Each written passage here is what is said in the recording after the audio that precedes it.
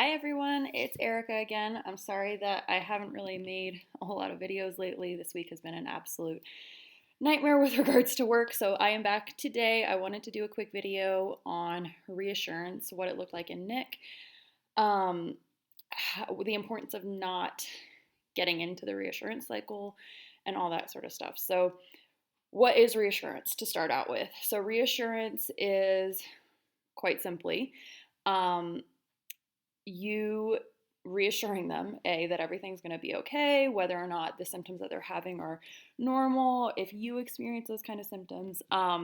So, the purpose of reassurance, much like with compulsions and avoidance, is to decrease their anxiety about what's going on. So, a lot of the time, it will start out as a question.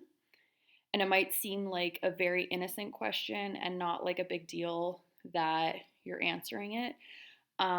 So, for example, Nick would ask me when he had the tinnitus, first of all, the ringing in his ears, he would ask me, um, do you ever get ringing in your ears? And me answering that seems like a very not problematic thing for me to answer.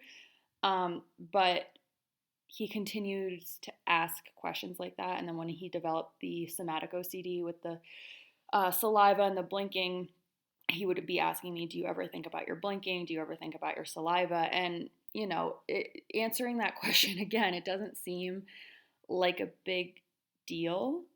Um, but they're basically looking to see if they need to be worried about what's going on.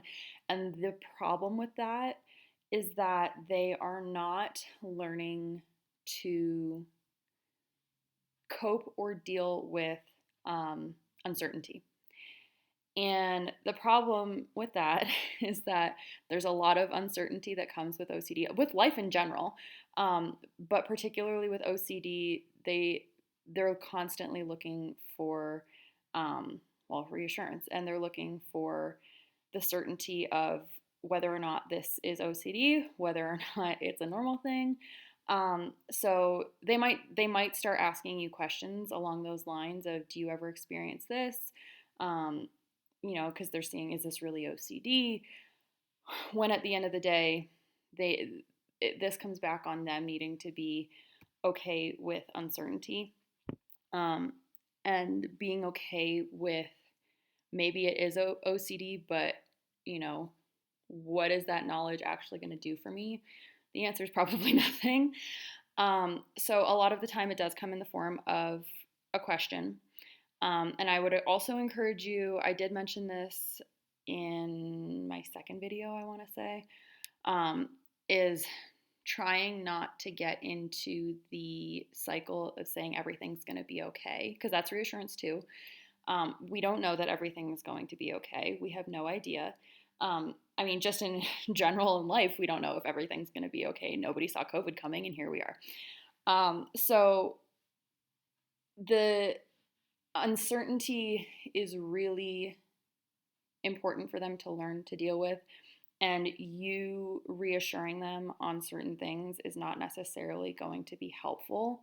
Um, it might seem like it's going to be helpful in the moment, but again, this is short-term versus long-term gain. Um, you don't go to the gym one time and then have gigantic biceps.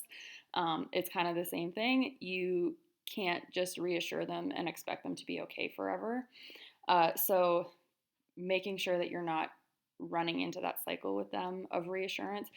And one way that if you start catching up with when they're asking, catching on for when they're asking for reassurance, what I would sometimes do with Nick is look at him and say, I don't think you need the answer to that question. So that was one thing that I would say to him. B, another thing I would say is, that sounds like a reassurance question. And if he's been doing his work, which he has been, if the person you love has been doing their work, they will catch on, or should at least catch on, and say, okay, maybe I shouldn't be asking that question. I just need to understand whether or not whatever the answer to that question is, at the end of the day, isn't going to solve or fix anything, because this is it's an internal process. The reassurance is an external solution. Long term, not going to be the most helpful thing for them. And this was really hard for me to do because I am one of those people who immediately will go, everything's going to be okay. It all needs to work. It's all going to work out. But we didn't know that. So me saying that really didn't, it helped me feel better too. And so it was reassuring to me. But, long term, I actually didn't know if everything was going to be okay because he was in a very dark place for a long time.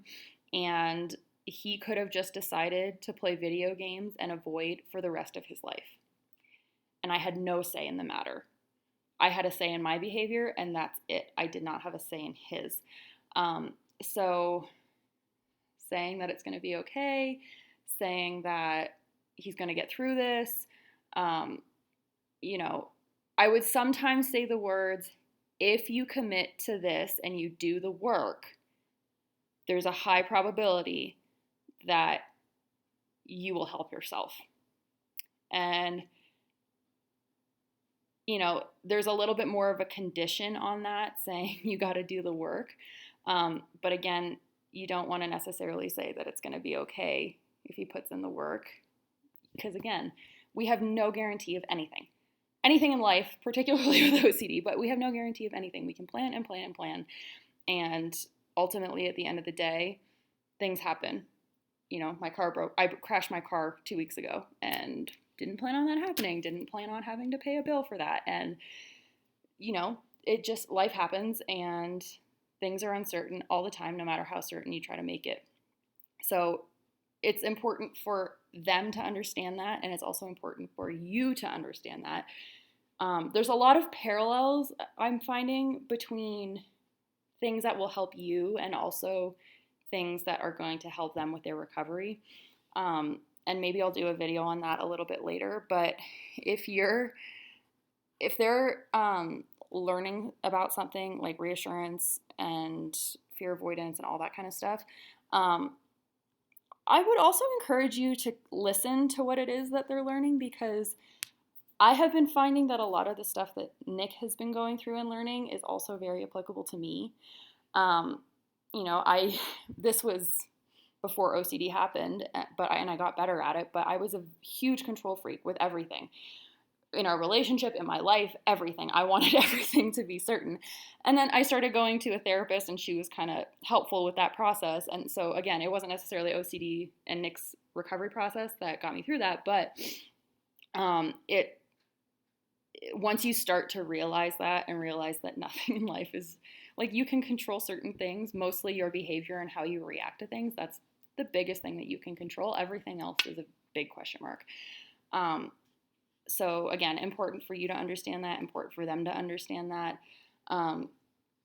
And one of you might grasp it a little bit sooner than the other. That's okay. Just if you grasp it first, make sure that you're encouraging them and making sure that they're not practicing the things that are trying to get them certainty, or so reassurance again being one of them. I would just recommend that you try to stay diligent on your own behavior, so not giving in to all of the reassurance and your response to that, but also gently encouraging them to stop asking those questions, and asking them in your recovery, what is a better alternative to looking for reassurance? What are the things that you need to be doing so that you don't have to feel like you're asking these questions, like you have to ask these questions? So again, just that's part of what I've been talking about in other videos, keeping them accountable. So if they are asking a lot of reassurance questions, what is the work that you're actually supposed to be doing right now? Because that sounds like a lot of reassurance. Maybe saying a little bit more gently than that. But with Nick, he does respond to me being a little bit more direct sometimes. Not rude, but direct. So again, knowing the person also comes in handy. Are they somebody who needs to be approached gently about this kind of stuff? Are they somebody who needs to be a little bit, you need to be a little bit more abrupt with? With him, sometimes being more abrupt is a little bit more effective. But again, not being rude about it. Still coming from a place of love. Approach it from love as much as you can, even though it's frustrating. Trust me, I get it. It is so frustrating. But coming from a place of love, I never stopped loving him. I got very frustrated for a very long time. But ultimately, my love for him has never changed. So trying to remember that in those dark moments when it gets really frustrating, when they're asking a lot of reassurance questions, when they're doing a lot of avoidance, coming from a place of love is definitely going to be helpful. Sometimes that looks like tough love, and I think that Nick and I are going to do a video on tough love at some point. But don't forget to come from a place of love. So just to recap, reassurance. Try not to get into that cycle as hard as it is. It's so common for everybody to just jump to, it's going to be okay. You're going to get through this, all that kind of stuff. It's natural, but try to be a little bit more cognizant of that whole process and not get into that cycle, because if you continue to get into that cycle, they're going to continue to look to you to help decrease their anxiety. And that's not something that you want. You don't want them to have to use you as a crutch. That's not what this is about. They need to go through this on their own. And that's kind of what I've been saying this whole time is like, I can't fix this for Nick. I can't fix him. I can only focus on myself in the meantime while he learns to go through this himself. But yeah, if you guys have any questions about reassurance, if you're not sure about something that they're asking you, if it's reassurance, drop it in the comments below. And we will try to get back to you and answer that question if you've got it. All right, guys, have a good day. Bye.